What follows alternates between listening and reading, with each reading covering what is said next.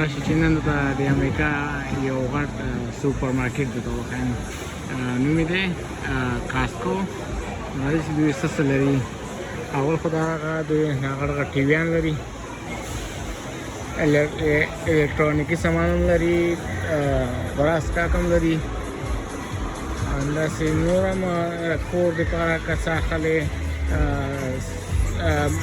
چوکۍ، داستانې، بسترې دا شیان هم لري. او لکه چې ما ویل خوراک څښاک هم دلته خرڅېږي.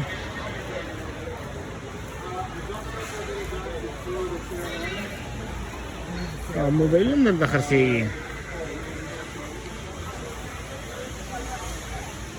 سامسنګ دی، نه پوهېږم چې آیفون لري که نه.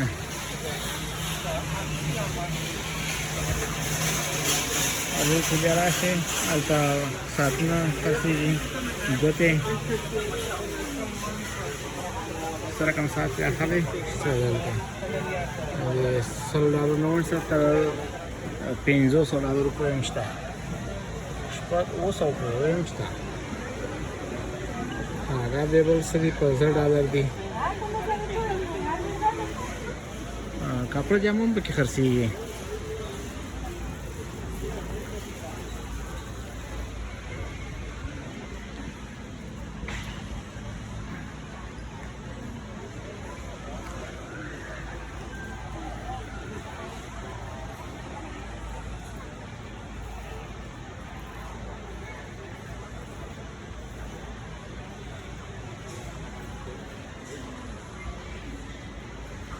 دا د کپړې جامې سیکشن دی.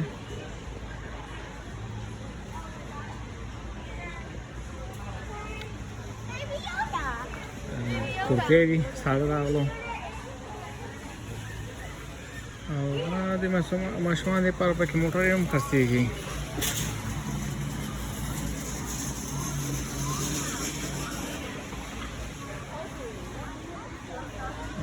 एक्सरसाइज सामान हम पके रहे.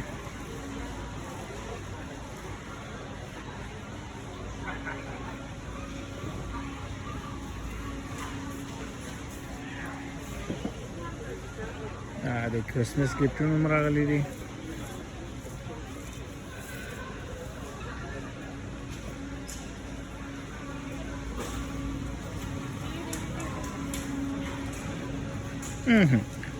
شراب مماګانو پکې شته.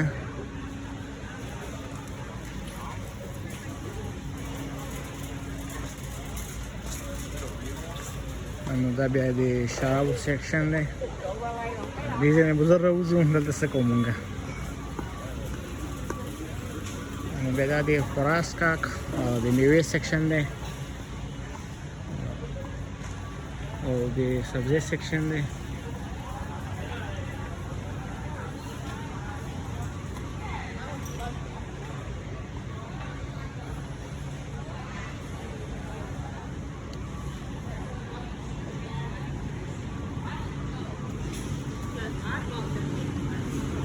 او بیا دلته هغه شیونه چې بهر خرابېږي نو د هغه فریج دی، دلته فریج کې ایښودي. لکه مثال په طور هګۍ به درته وښیم، زه هګۍ اخلم.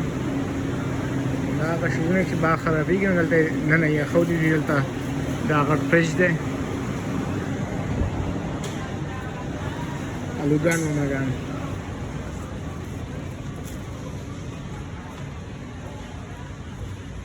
نو همداسې پکې ګرځه هر څه هلته شته دي. او لږ ووایم چې لږ ارزان دي. اوس مثال په طور که دا بوتل هلته بهر اخلي دکان کې، یو نارمل عام دکان کې، نو په 15 وي، دلته شاید په 18 وي. دا بیا د غوښې سیکشن دی.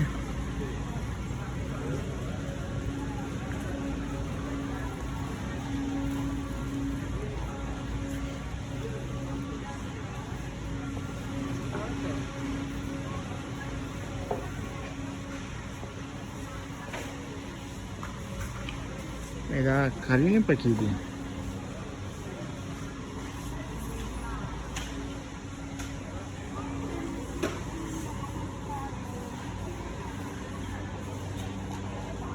نو که امریکا ته راغلی راشه کاسکو ته سودا کوي د کور دپاره هلته سامان ووایم چې 15-16% ارزان دی د عامو دوکانونو او مارکیټونو په نسبته